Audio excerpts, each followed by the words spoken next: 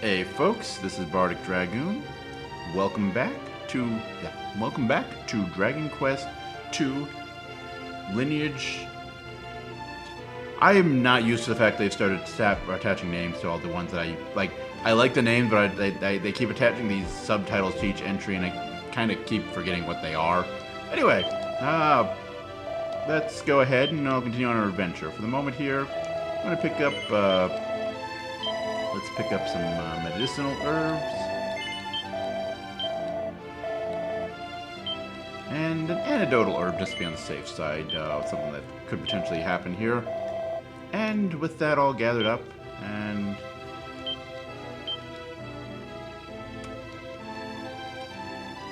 what's the inn cost? I might need to go kill something really quickly. 5 gold. Right, I didn't think about staying at the inn. One moment, we're gonna go rest the inn, and then I'll meet back with you in a minute or two. Okay, and we are back to getting things done here. Had to go take care of the fight, but we got that taken care of. We got some money, and now it is time to continue back on our adventure. And to do that, we're going to have to cross over this way to the Hero's Cave that was mentioned in the previous video by the people of Cannock. Apparently that's where the Prince of Cannock is headed, and, well, we're trying to get him to join our cause to fight the evil Hargon here, so we kind of need to track him down. Apparently, he's a bit of a... Oh! I thought you wouldn't show up until we were in the dungeon. Okay, so, that is a rat skull. 10 HP, 0 MP, 14 attack, 11 defense, 8 agility, gives 5 experience, 5 gold, and can drop an herb. Not too much stronger than the other stuff we've been fighting so far, so... I hate you. You had... Oh, no. Okay, I dodged his attack. I misread that. I was about to say, I just say you're not that strong, and you just dodge my attack like that. I see how you are.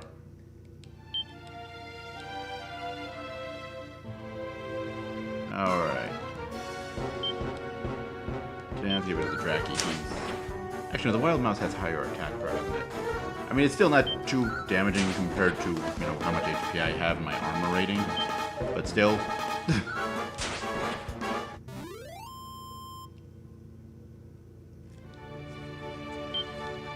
Alright, and continue along our way here.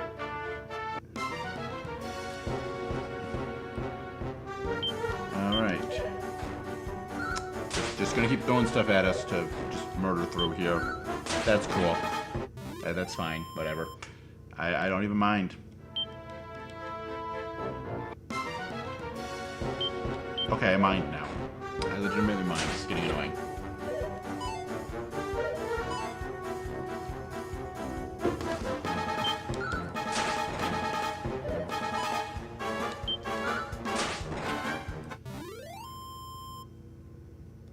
Are we done? Oh, well, we gotta level up. I suppose not all bad. And we're level 5 now. Look at those stat gains. Get into this cave. Alright. And torches aren't a thing anymore. Makes life a little more convenient, but not a big deal. Yeah. More giant rats, or rat skulls. I mean... Actually, I think they're called Wild Mouse in the Game Boy Color version. Giant rats were a stronger version of it. Which, I mean, neither one of them is a particularly, you know, great or imaginative name. By the way, how much do herbs heal? 20 to 35. Okay, so... yeah. We're about 15 to 20 HP. That seems like a good range to think about using an herb. But yes, this is somewhat like the Cave of Loto or Erdrick in the prior game. This is kind of a brief introductory dungeon, though this one is more required than the Cave of Erdrick. Like, if you know what you're doing, there is no... like, the only reason to go into the Cave of Erdrick is to... Oh! Hey, we got another medicinal herb. Sweet. See, enemies drop items. I wasn't just blowing smoke or whatever. But yeah, the Cave of Erdrick, you know, there was no reason to go in there, other than, like, if you didn't know what's going on with the story, that kind of, like, laid it out for you pretty summarily and nicely. But this one, there is actually a reason. We do need to come here to try and track down the Prince of Cannock. And... medicinal herb. Cool. it just makes the encounter rates seem really high. It just seems like my imagination. Maybe it's just my imagination, I don't know.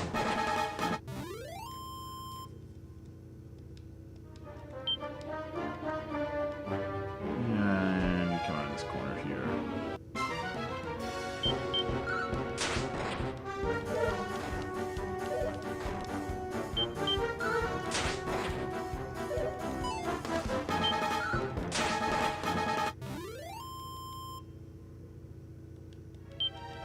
Yeah, it does seem like the encounter rate is higher than it should be, or higher than it was in the last game at least.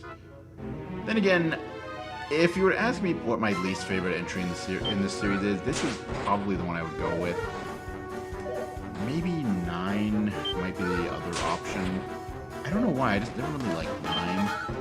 Even though like it had a lot of things going for it. Then again, there was a time period in my life I just didn't like a lot of things, so it might be one of those ones, you know, I'll go back and revisit and like, oh no, this game's amazing. Though unfortunately, like half the features of the game don't exist anymore because actually they barely exist in the States anyway because Street Pass was not really much of a thing. Anyway, yeah, we got 85 gold coins. We're almost up to buying one of the pieces of equipment that we wanted. That's cool. It's great, whatever.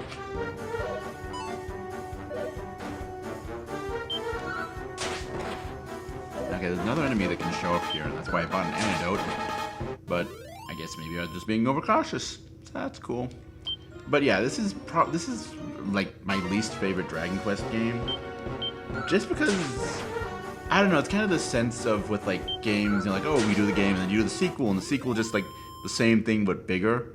But like in making things bigger, it's not quite as well designed and tightly focused. Like later Dragon Quest games are even bigger than this one. But especially the more modern ones like 8, 9, or 8 and 11. Actually, 9's pretty big too. And good Googly Moogly 7. 7 is not a game. That is an epic with how long that game can take her to beat. It's a pretty fun game though. Well, I haven't played it since I played the original, the original PlayStation version back when it first came out. I think I actually got it like shortly after day one purchase kind of thing. Because I fell in love with the first 3 games on Game Boy. I was like, oh look, here's a new one, 7. And like Final Fantasy already acclimatized me to the just because number doesn't mean you have to play all the prior ones. I have in the case of actually both Final Fantasy and Dragon Warrior. Why are you have a bed just in this cave? What's up, dude? Tell me, child, hast thou cleansed thyself in the Wellspring of the hero? No. Is that what I'm supposed to do? This is ominous news indeed. Pray seek out the Wellspring and partake of its purifying waters post-haste. 'Tis tradition that those venturing forth to battle be thus baptized. No true son of Midden Hill should forego this blessing. So why did my dad take me here, you know, when I was like a baby? Why am I doing this to myself now? I don't know. Anyway, thankfully it's not too far from the spring, and it comes on the screen before I can even finish saying that sentence, so that's great.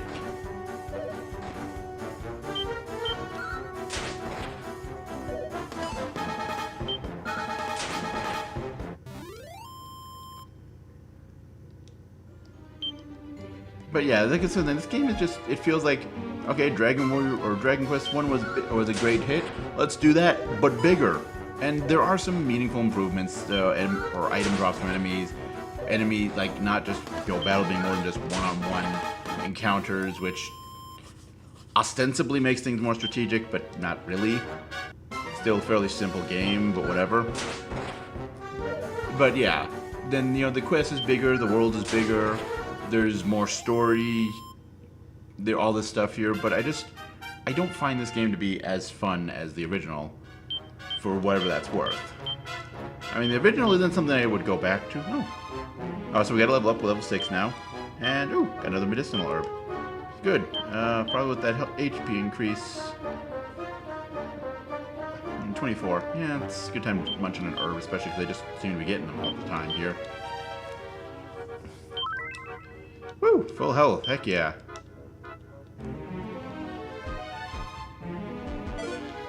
And an antidotal herb. I got 2 of those things. Haven't fought a single thing that can poison us, so that's great. Thou hast done well in reaching the Wellspring of the hero, child. Now cleanse thyself in its blessed waters and pray for the favor of mighty Erdrick. O hero of legend, grant those who walk the path of the Savior your guidance and protection. By the way, seekest thou the Prince of Cannock? Alas, thou art a moment too late. The prince did voice his intent to seek others of the bloodline of Erdrick and parted then for Midden Hill. I'm really starting to dislike this dude. So I guess we're going back to Midden Hill now. So that's cool. That's a thing. But yeah, like I was saying, I'm not as big a fan of this. And I mean, this opening thing is actually not as big a deal as I'm making it to be here. It's kind of obnoxious. Like, okay, we're just chasing this dude around to try and find him. He's like, nope, I'm going here. Nope, I'm going here. Nope, I'm going here. Just stop it, buddy. Stay in one place so I can find you, and then we can go defeat evil things together. Probably go find... Actually, they want us to find the Princess of Moonbrook, but there isn't really much of a Moonbrook left now, is there? That might be a problem. But anyway, this game is bigger, but I don't think it really works out well for the design. Like, it's still the same design, doesn't really do much to account for it being bigger. The first 40 to 60% of the game, I think it would probably encompass, isn't bad. It's kind of a linear thing you go through, but once you get to a certain point, the world opens up and it kind of becomes like the original Dragon Quest, where it's like, you just do this thing we didn't really give you much information about, and you know, you can get to the final dungeon and actually save the world, and you know, all that RPG hero nonsense. The problem is, it's a bigger world. That quest is bigger, so you have to find, I think it's 6 or 7 things instead of 2. Well, instead of 3, like it was. So like it doubles the size of the quest in a world that is, oh hey, another medicine lord, that is a little over 4 times as big. And yeah, that second half of the game is kind of obnoxious, especially because there are some things that pop up in it that make things even more obnoxious. Again, let's just say the Prince of Cannock is probably the weakest party member in this game. Unfortunately, he's kind of necessary because the princess is not strong. She brings something to the table, but she's like even weaker. But she at least brings something to the table that ostensibly... Well, no, the prince does get 1 or 2 good pieces, actually. Does that weapon work that way in this game? I am thinking way too far ahead, and let's stop that train of thought before I end up revealing spoilers or something. I don't know.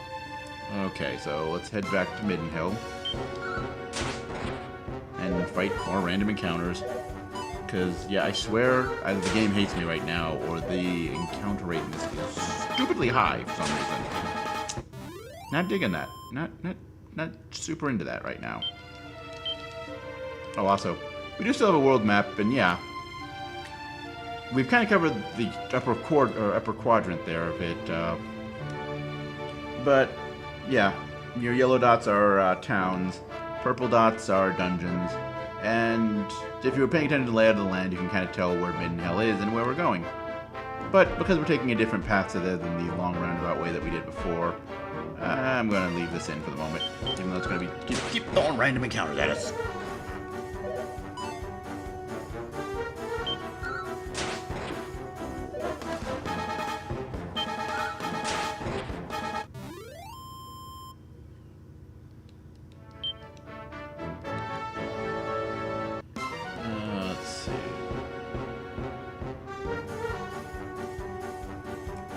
Didn't know you guys could show up.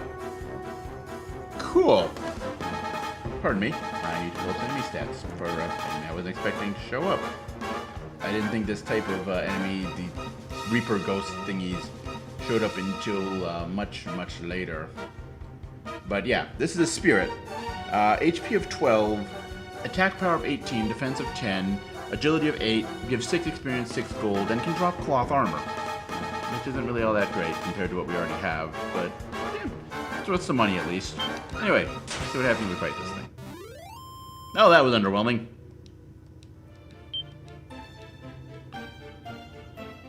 And more rats. Had to be rats.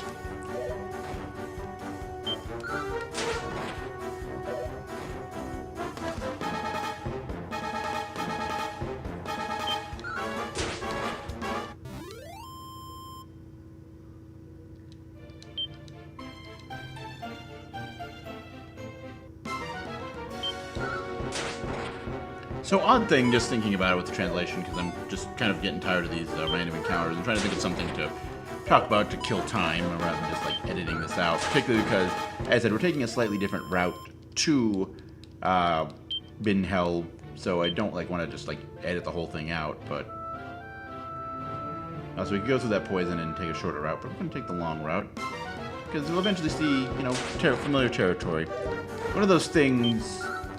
Whenever I'm like traveling around town, and like one of those things, like you come to an intersection, but like you used to, you come to it from the south, but like for whatever reason, you know, you were coming from somewhere else and you come to it north. Like, wow, this feels familiar, but like I'm totally like, you know where you are, but you're somehow totally lost. Bubble slimes. Again, I didn't think these guys showed up yet, so that's cool. Just having all kinds of things where I need to do extra research that I didn't prepare in advance. That's cool. Bubble slimes, 13 HP, 16 attack power, 13 defense, 9 agility, give 8 experience, 4 gold, and they can actually drop a copper sword. However, they are one of the first enemies. There was one that you could arguably run into in the caves that we didn't run into that can poison. So yeah, we're gonna do the smart thing and take him on first. It's really could show like what poison is, but I'm sure we'll run into it eventually in the game. And then we'll take a rat skull. Or rat scowl. Maybe rat skull or rat scowl. Like it's spelled rat scowl, but it's like clearly supposed to be a pun on rascal. Yeah, whatever. And we're back home! Huzzah! Your legs still freak me out. Stop that. Alright, let's get a little bit of sleep. And then I suppose the prince probably went to go talk to the king. I mean, that's what I did when I went to his kingdom, so, you know, it's the logical thing to do.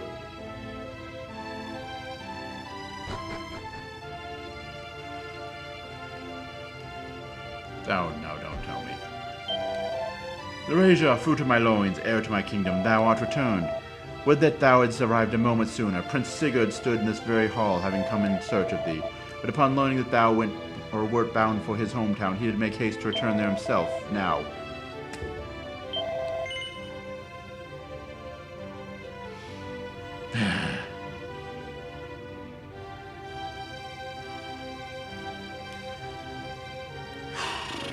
No, we're not going to record our adventure. We are going to continue on our quest, though. When we find this prince, I'm going to slap him silly. I'm going to just walk all around the world here. Alright, back out to the world map. So he's headed back to Cannock. Oh, that's cool. I guess we should head back that direction. Though there really isn't an easy way to do it than what we did before. So I guess we'll probably make a stop in Leftwind. I think we've got enough. Yeah, we can pick up one of those pieces of equipment, so that's cool.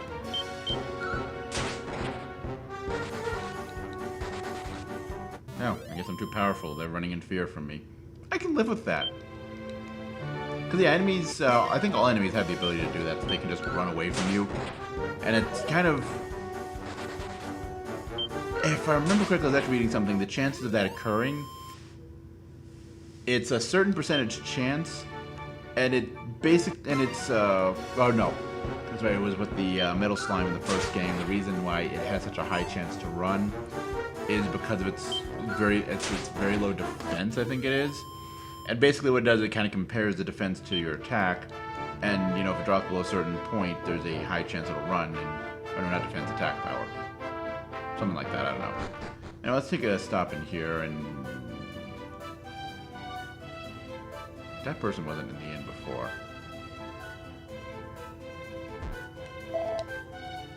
It is I, Sigurd, Prince of Cannock. And if I am not mistaken, thou art Laurasia of Midden Hill, correct? At long last I have searched for thee high and low.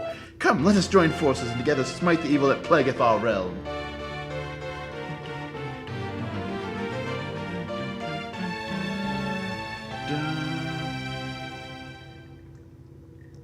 And yes, the classic party member joined tune of the Dragon Quest series. And we now have a second party member. Like I said, I like his design, but from like physical design, because he's also got the goggles, but he's got like the spiky Akira Toriyama hair with the goggles. It's like a straight up Digimon hero right here. I can dig it. Anyway, as for her status, Sigurd is level 1. He has 31 hit points, 4 strength, 4 agility, and 2 resilience. He doesn't have much going on for him, except that he knows magic. He starts with heal, so that's kind of useful already right there. But with only 6 MP, and well, I believe it's 2 MP for that one?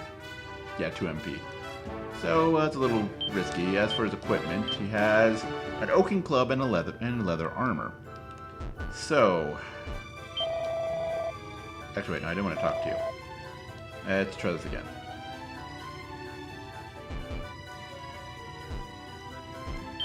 You! I want to talk to you. Let's see. I could get the chain sickle, which is a good option for both of us, but yeah, I could give him my old copper sword. And since he's not a strong one attacker, it's kind of a waste to give him the most powerful weapon. You know, we can buy right now. And chainmail. Also a good choice, but it's also more expensive and ostensibly not going to be as useful. So yeah, let's get the chain sickle. And because we have multiple party members and limited inventory, and I think my inventory is full, let's see what happens here. Yep. We already burned to the very limit. Okay, yeah, I'll hand it off to Sigurd for the moment. Oh wait, no, I didn't want to equip it. One moment.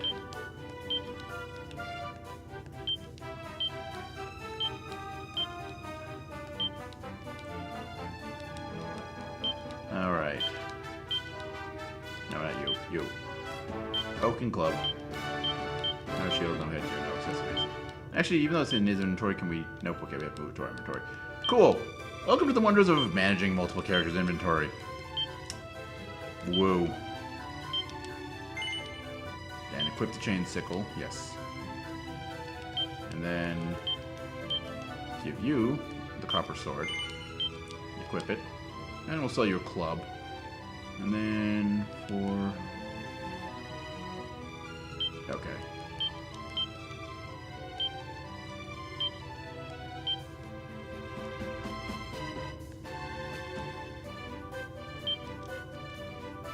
Alright.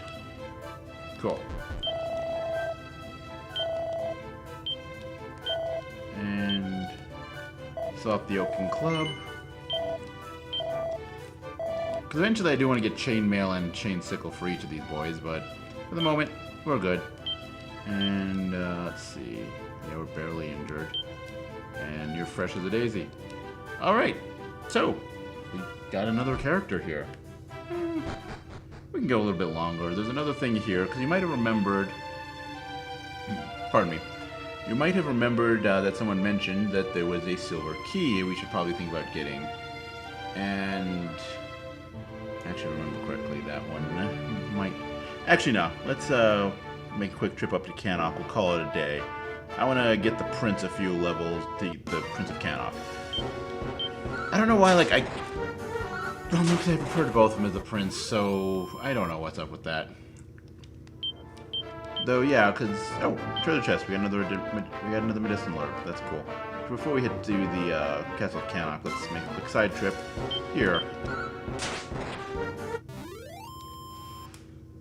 Thankfully, with the Prince of Laurasia... Also, I think the Prince of Cannock will level up more slowly, but the Prince of Laurasia makes a good shield up front for him. Have you journeyed unto the shrine which lieth to the south of Midden Hill? Then I need tell you not. Okay, what if we didn't? My younger brother waiteth your coming there. Pray seek him out. To the south of here lieth the castle of Moonbrook. Go forth and may the goddess smile upon you. Oh. We don't actually want to do this, but we're going to do this anyway. Oh. Yeah, I forgot there's actually a dungeon here. It's a really short dungeon if I remember correctly. But we really don't want to do this quite yet, because we're kind of underleveled for this. So we're going to come back out here, and they make the path for us nicely. But yeah, you might have remembered somebody mentioning that there was a cave in your lake that housed the silver key, and that we probably should think about getting that. Indeed, we are going to want to do that here. But as I said, we're going to want to get the Prince of Cannock a few levels under his belt here. Probably should start calling them by their names, like Sigurd, Laurasia. I think I just called him Prince of Laurasia a little while ago. Cool. My age is showing. Sigurd? Sigurd leveled up! Yeah! Agility by 3, Resilience by 2, HP by 3, MP by 6, 15 gold coins. You notice no strength increase. He is very much a glass cannon magic user. Except there's a better magic user who's even more of a glass cannon, who's even more fragile, but, you know, whatever. Anyway, let's kill off these Drakkies. We'll head to Cannock Castle. I'll have to probably just call it a day right now. You know where Cannock Castle is. You can see it on the screen. There's nothing... Actually, I think the king might say something new there once we found his son. I don't remember if they're actually changed the dialogue options. I'll take a quick look at that here, and then I think we'll call it a day.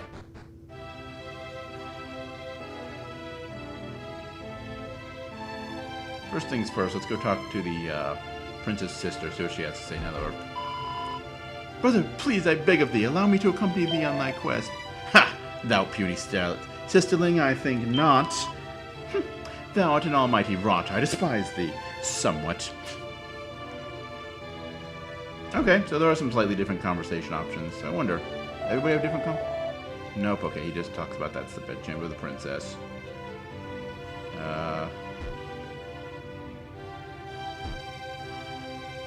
You were the one that talked about the princess, a bit of a wanderer. Oh no, you're the one who talked about he had magic and also you have nothing new to say. That's cool. Yeah, since we're here, I'll spend a quick night at the end.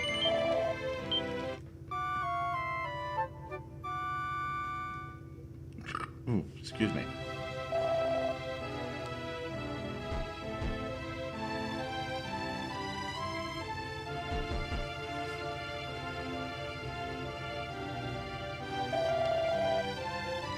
Nope, okay, you don't have anything interesting to say. Okay, I'm like, wait, you just insulted the prince. You do realize he's right behind me. Prince Sigurd, had I known you were present, I would have, that is to say, no. That's right. So what do you have to say, kingy boy? Sigurd, thou art returned. Welcome home, beloved son. Earn another 50 points of experience, and thou shalt attain a new level, Erasure. And as for thee, Prince Sigurd, thou art in need of another 17 points of experience. Wilt thou record thy tale thus far on an adventure log? I think we will, because I think we'll call it a day. A bit shorter than last time, that's not a bad thing. Especially considering the amount of time that we spent just getting random encounters thrown at us. I'm sure you guys don't want to see more just random encounters while I have a few leveled before we get on to our next few tasks here. Until then, though, as always, later, folks.